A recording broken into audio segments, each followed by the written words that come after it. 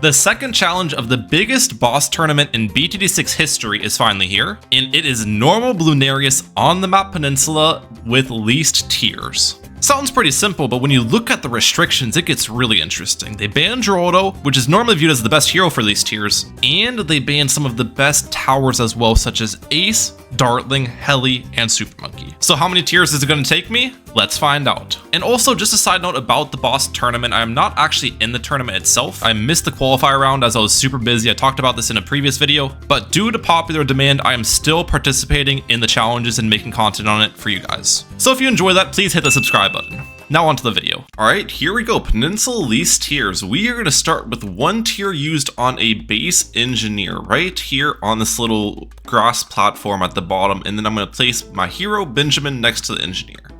Now, what's my thoughts with these placements? Well, basically, I wanted to go Benjamin since the best hero for least tiers, Gerald, was banned, and I feel like having farming with my hero is pretty dang important, as if I have a hero that's going to make me money, that means I'll have to pour less tiers into banana farms. As you can see, I am placing a banana farm at the top though, because we will need extra money. Benjamin's not going to carry me through all the cash I need. And another thing you might notice is I am using the time machine mod. This first run is a modded run. I'm just having some quality of life mods to help me out. There will be more runs showcased in this video, and the final run that is the best one won't be modded, so don't worry about that. And I guess at this point we can kind of talk about my general strategy. How am I going to beat normal Bloonarius with the least amount of tiers spent as possible? And my plan here was the Engineer Paragon, believe it or not. I think Engineer Paragon is going to be the best route with the restrictions from the challenge, because there were a lot of restrictions. They banned Dartling, which was one of the best towers in these tier events, right? You can't use the MAD, you can't use the Ray of Doom now. They banned Ace, which is also a fantastic tower, you can't use the Flying Fortress. And they banned Super Monkey, which means you can't use Legend of the Night. So then my thought process was, even though this is a normal boss, and typically you don't need Paragons to deal with a normal boss, in this situation I probably do need one. It's a difficult map, it's Peninsula, and most of the strong 5th tiers are banned. And in the case that I do need to use a Paragon in a least tiers event, the Engineer Paragon makes the most sense because the 5th tiers that you build into the Paragon have an insane amount of utility. The Triple XL Trap is going to make me a ton of money. You can see I've already been utilizing the Bloon Trap in the early game to help my farming. The Ultra Boost is going to buff my defense a lot for the early tiers before I get the Paragon up. It can also buff my farming by ultra boosting a banana farm, and it doubles over as a DKMO option. And then the Sentry Champion is good damage to help me defend some of the early boss tiers as well. So with all that being said, we are on to the tier 1 boss defend. I already have 22k, which I was low-key surprised about. The Bloon Trap has been putting in some insane work, as I don't really have that many farm upgrades at this point. We only have the 320 farm. I guess Benjamin has also been helping me out too quite a bit, so that's good. But either way, my plan for this tier is the Sentry Champion. If I can defend tier 1 boss with Sentry Champion, that is going to save me a ton of tiers, because again, that's just going to be built towards the Paragon at the end of the day. So I do afford the Sentry Champion as the boss is turning this bottom bend, but I don't really have that much time to deal with the boss. The damage is really good though. I mean, look at this guy just tank down the HP. The main concern is the skulls. Can I defend the ceramics? Let's see. The sentries do good damage. It looks like I'm going to leak a lot of lives, but I survive at 121. Okay. 2 skulls remaining here. Second skull actually pair the Benjamin level 3 ability to increase the Sentry Champion damage, but yeah, I definitely would have died there. So then this kind of leads me to the reason why I'm doing a post commentary on this run. A lot of these attempts for taking down the boss took a ton of tries, and doing live commentary while backing out, coming back in, and redoing a lot of these tiers is just, it's pretty much impossible. So that's why post commentary, in my opinion, makes the most sense when it's a sweaty run like this. But either way, my plan was pretty simple. Just keep retrying these skulls, and eventually with the best sentry explosion timing, I'll be able to get through them, because I am manually exploding these sentries, which does a blast. I think it has 50 pierce and 70 damage. It's pretty dang strong. And after about 10 minutes of trying to find the best timings, here's how I took down the first tier of the boss defend. We used the biohack for the first skull, which clears out all the ceramics. I don't have to manually sell any sentries. In the second skull, I explode 2 sentries. That takes care of all the ceramics. And the third and final skull, I actually target my Bloon Trap towards the back to help me out a little bit with the cleanup. I use the biohack ability from Benjamin, it comes back off cooldown, and I explode all the sentries I can. Through that, there's only a couple balloons that leak. I go down all the way to 22 lives, and then I'm gonna leak this pink balloon as well, 17 lives, but I do survive. Now obviously the boss still has some HP remaining, but that's not going to be much of an issue. The skulls were the main problem. Defending the boss is easy. So there you have it, the tier 1 boss has been defeated, 23 tiers spent so far. That was solid. So then after the tier 1 boss defend, nothing too interesting happened, basically just continuing our farming route, affording the BRF on round 49, making sure to target the balloon trap a little bit to maximize its income. Next I afford the overclock for my BRF on round 50, which increases the production of the BRF by 66.7%, very helpful. And last but certainly not least farming measure I take before the tier 2 boss defend is my triple XL trap, which is afforded around 58. This upgrade is huge for a couple of reasons. One, it increases the income you make from the balloons from 2 times the regular income that the balloon trap makes to 3 times. It has more pierce, so I'm not really going to miss out on balloons anymore. And it can eat Moabs. And now it's time for the tier 2 boss defend. You might be wondering how I'm going to deal with this boss, because I basically have the same setup I had for the tier 1 with the Sentry Champion. And my plan was pretty simple, just overclock the Sentry Champion and hope that's enough damage. I don't actually have to rely on the Sentry Champion for the ceramic cleanup anymore too, which is a benefit to me. I can target my triple XL trap towards the back end of the map and now clean up the ceramics, then I just target towards the front afterwards to clean up all the regular balloons. But even with that going on, it still looks like it's probably not enough damage. We just now hit the second skull, and the boss is starting to escape the range of the Sentry Champion. Yeah, we are about 20,000 HP short, so we're somewhat close, but not enough damage. And after thinking to myself for a while of how to increase our damage by a little bit with small amount of tiers spent, I came to this conclusion.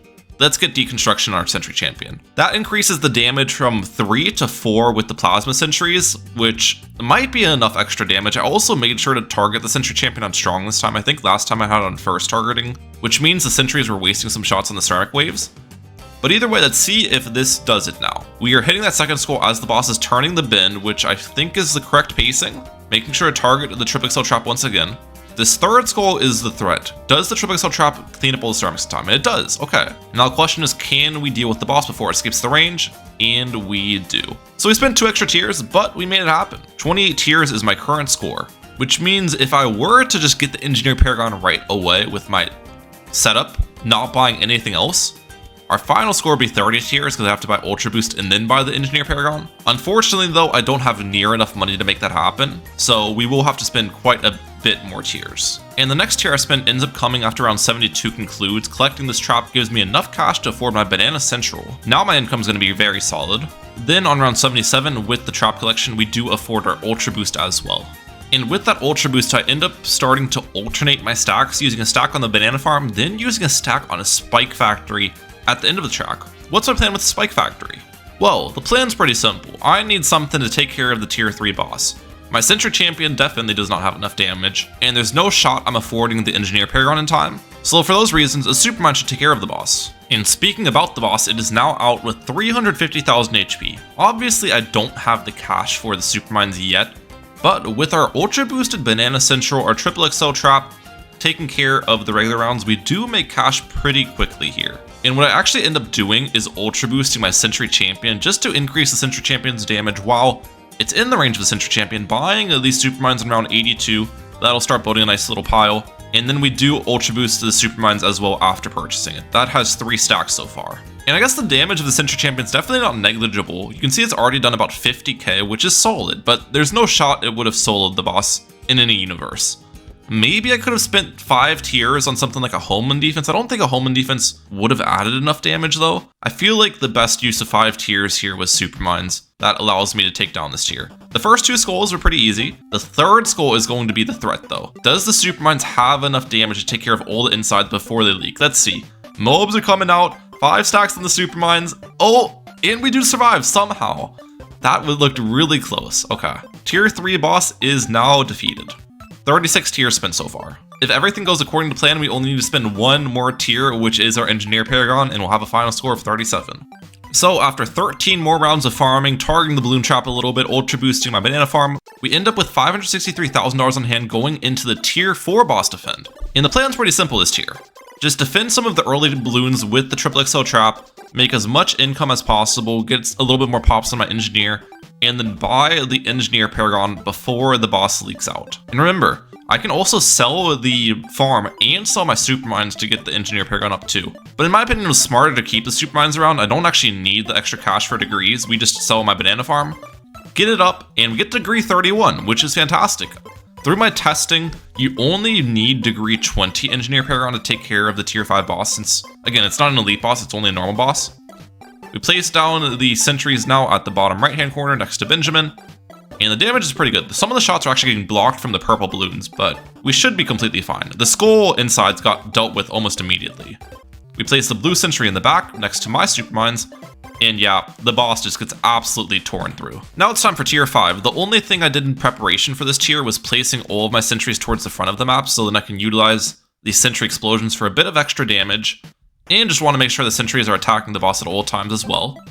We already hit the set first skull very quickly though with 2 sentry explosions. The BTD is pushing a little bit. We do have the supermines towards the back of the map, and I also do have the power glove ability from the engineer Paragon. Unfortunately, you can't buff the sentry Paragon himself with the ability. That would be great. So I just used it on the supermines in the back. That's the most effective place to use it in my opinion. 3 skulls go down very quickly though. The BTDs are honestly the main threat. That's the thing I'm worried about the most. Damaging the boss is extremely easy here. But we do deal with all those BTDs, and now only have 400k HP remaining. I guess at this point I was kind of just not paying attention and not replacing my sentries, which was kind of dumb. It's important to replace your sentries and still pop the boss quickly, even if I'm going to pop the boss either way. Since the way the competition works is if you tie with someone in tiers, the amount of time spent is the tiebreaker. Now obviously I'm not exactly in the competition myself, but I'm acting like as if I was participating, you know. Either way, 37 tiers is a pretty respectable score, but I do think I can improve upon it quite a bit. I had some cross-pathing that I'd like to avoid, such as the banana farm was cross-pathed into 520 and the century champion was cross-pathed into 520 as well. Which leads me into my second and final attempt of this challenge with those 2 goals in mind for cutting cross paths. Now simply cutting the cross path sounds very simple, but in practice it's actually quite complicated, as I'll need to revolutionize my defensive strategy to save myself those tiers. For example, I need deconstruction to take care of the tier 2 boss. I was not doing it in my previous attempt with only the 500 engineer. So you'll see how I work around that. But the start is essentially the same with Engineer and Benjamin off the rip in the bottom hand corner. Then instead of getting a 320 farm off the start, we only go for a 300 farm and work towards my balloon trap after that. Balloon trap being afforded on round 25. And with the balloon trap, since I am cutting some farming upgrades, I made sure to be extremely diligent with my balloon trap targeting this time around. Making sure to get every single balloon possible, retrying some rounds multiple times just to maximize trap income. This was extremely important. And that takes me back to the tier 1 boss defend where the plan is basically the same. I still afford Sentry Champion even with cutting the middle cross path on my farm. It really didn't make that much of a difference on my income. I may have even had more income this time around with the better Balloon Trap micro just to offset the farm disadvantage. But either way, the plan is exactly the same. First skull, we use Biohack, that takes care of all the ceramics. Second skull, I'm getting ready to sell the sentries. I sell 1 sentry, 2 sentries, and that takes care of all the ceramics. And then third and final skull, we are gonna sell all of the sentries I can really quickly with the Biohack ability. And some balloons leak, I go down to 49 lives, but I do survive. So there is the tier 1 defend done. By far the easiest tier. Tier 2 and 3 are the ones I need to adopt, and they are gonna give me a run for my money. But before we reach those tiers, we have to continue our farming. We get our 400 banana research facility on round 49, and then the overclock is afforded on round 51. And to my surprise, I actually don't afford the triple XL trap before the tier 2 defend. Last time I afforded on round 58 as well. Cutting that farm crosspath is definitely showing at this point. So then I guess I'll get the triple XL trap mid defend. That's probably the best plan. I still do need the triple XL trap for the insides. Like defending the ceramics is really important with it and just getting more income. So we get it up on round 60. I'm gonna eat that mob with it as well. Perfect. And how am I going to supplement damage? Because remember, Sentry Champion is not near enough damage to take out the 75,000 HP. I had 20,000 HP remaining last time. And the plan is a new tower in replacement of the Supermines. We are going to get a Sticky Bomb this tier. I'm hoping a Sticky Bomb will supplement enough damage for us. That way the Sentry Champion doesn't have to solo the entire tier. The only problem is the track is so far away from the middle that the Sticky Bomb stops attacking the boss after only a couple explosions. So I only got about 2.5k HP early on with it. Either way, we are going to overclock the Sentry Champion once again as the boss is turning the bottom bend. And I made sure to put the Sentry Champion on strong target as well just to focus all of the damage like I did last time. Target the triple XL trap towards the back to clean up the ceramics as well. First wave is done. Now, as we near that second skull, it is entering the sticky bomb's range, which is fantastic. So this is where I have the maximum DPS. Sentry Champion's doing all the damage, sticky bomb's doing all the damage. Second skull is done as well. This third skull is the biggest issue though. Can we pop the boss into the third skull with enough track length remaining that the triple XL trap can grab the ceramics? That's the question. We target the trap as high as possible while still being in the range of the track, and we didn't target in time. Gotta back out, come back in. All right, attempt number 2 on this skull. It looks like that does not work. Man, so that means I need even more damage. The sticky bomb is not enough. Or maybe the sticky bomb is enough. I just need to get it before my triple XL trap, which again is gonna hurt my income even more. But if this can defend tier 2 of the boss without buying deconstruction, those 2 tiers saved are going to be so helpful. And we forward our triple XL trap on round 62 with the sticky bomb start. That is now 4 rounds later than the first attempt on this challenge. But you can see our damage is certainly much better this time around. We're nearing that final skull, hopefully in time that the triple XL trap can eat the ceramics. That's the question. Can we clean up the ceramics? And we do. Let's go. The defend is not over yet though, because it's about to escape the Sentry Champion's range, and that means the Sticky Bomb will have to do the rest of the damage alone. 6,000 HP. Does the Sticky Bomb have it in them? I actually overclocked my Sticky Bomb as well, which is actually important because I don't have the Ninja Discipline upgrade on it, so if you don't overclock the Sticky Bomb, there is a decent amount of time between the sticky throws. So that does increase the damage of the Sticky Bomb. Oh, 900, 400, and we don't defend it. We don't. I was 1 sticky short. So then on attempt number 3 for this tier, how am I going to get that extra 500 damage I need? I am going to overclock my Sticky Bomb early and overclock it late. Last time I only overclocked it when the boss was ending the track.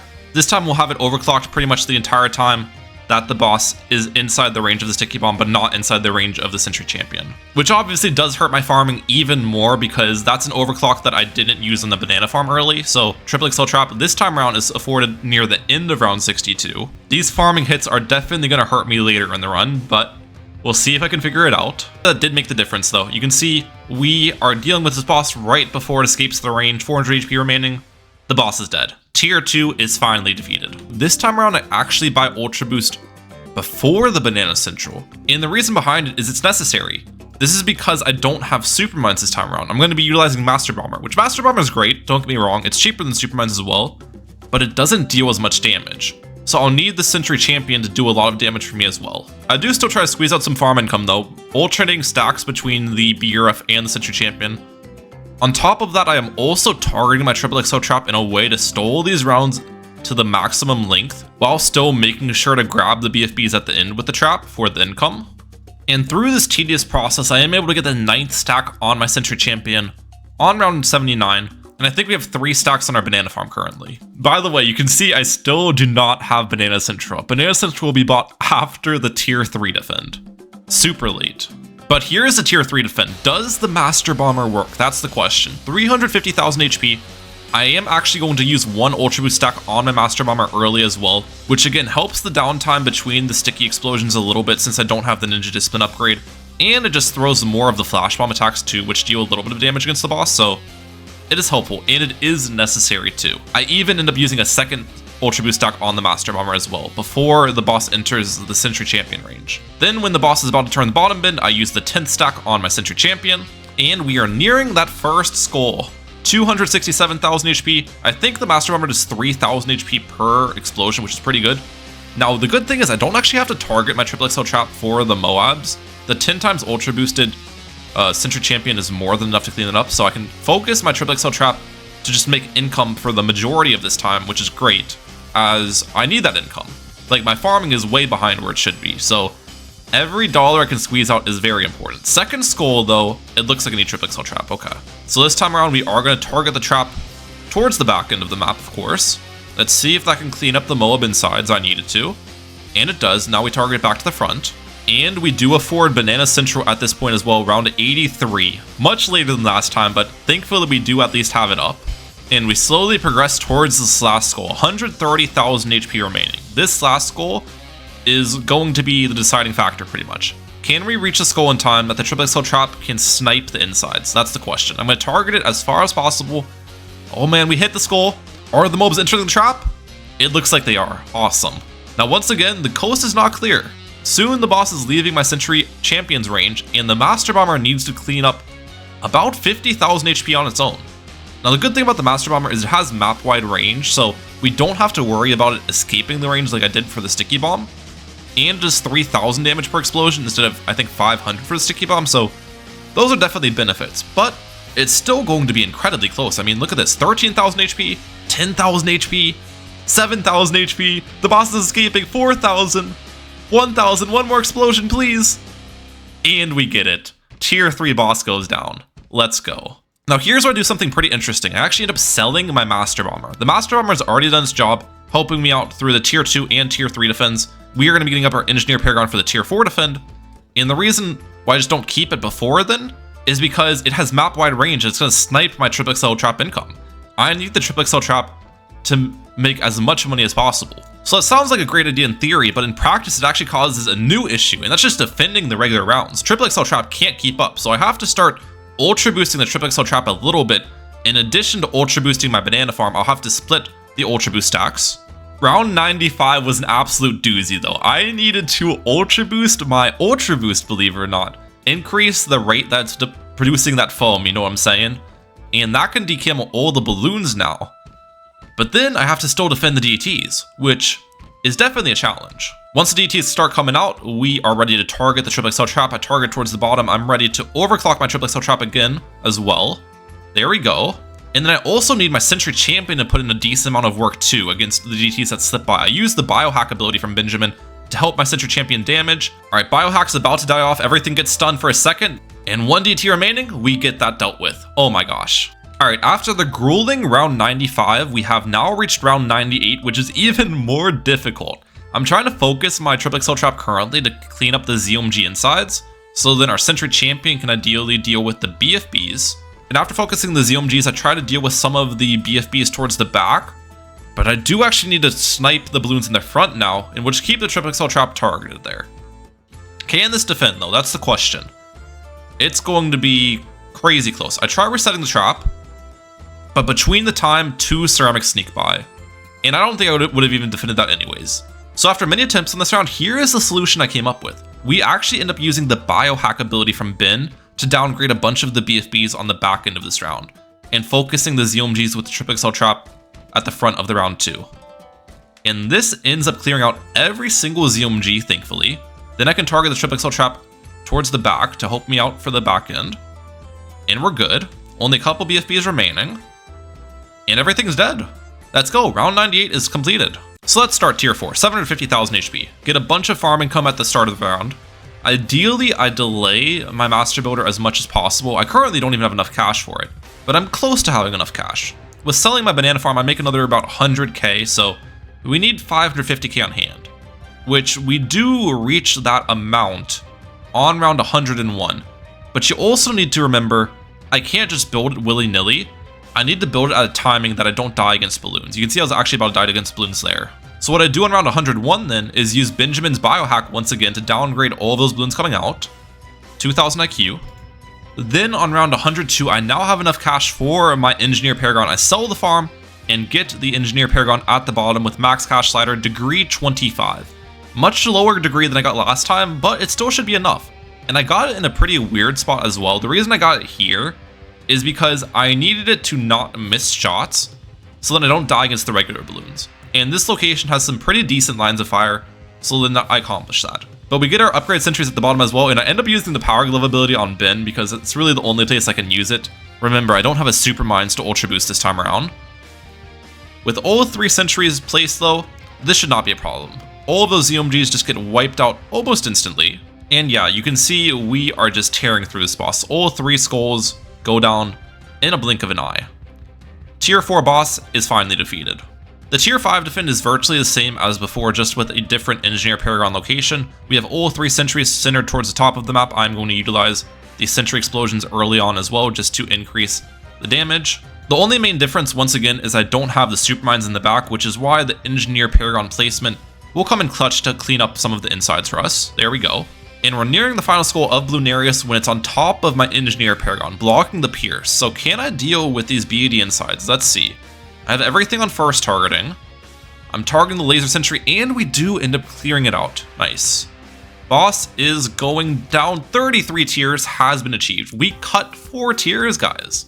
That's fantastic. Now we gotta deal with these emojis as well pretty quickly because remember, time does matter. And our time was 1710.66. Alright, so we're now back a couple days after the boss event has ended, and my score actually held up really well, which I'm pretty surprised about. 33 tiers with 17 minutes spent, ended up placing 3rd out of the 64 people. Only behind Paragon, who used a similar strategy as me. They used the Engineer Paragon, but they cut the Triple XL Trap Crosspath, and instead of using the Master Bomber, they used a 150 Spike Factory. So same amount of tiers used, they just did it in a short amount of time. And then Alk also beat me, who ended up winning the challenge with 32 tiers spent, and Alk's strategy was actually really interesting. They used the Submarine Paragon, which I never even thought about. And the way that they ended up saving a tier is they had 0 crosspath spot. They had the 3 tier 5 subs, a 050 banana farm, and a 500 super mines. So congratulations to Alk and everyone else who competed in group stage round 1. Here are the scores of every group, just so you guys kind of got an idea of how people competed here. I am pretty salty that I'm not actually in this challenge. It would be so fun. But yeah, I was not able to do the qualifier round, so it's unfortunate. But again, I think it's pretty interesting just doing the challenges myself and seeing how I would have fared. So if you want me to continue doing these tournament challenges, let me know in the comment section down below. Let me know if you like the post commentary in today's video as well, and hit that subscribe button. Alright, I'm like out. Peace, guys. Also, make sure to check out Mackin's video covering the challenge. I'll link that at the top of the description down below. He makes great videos on it.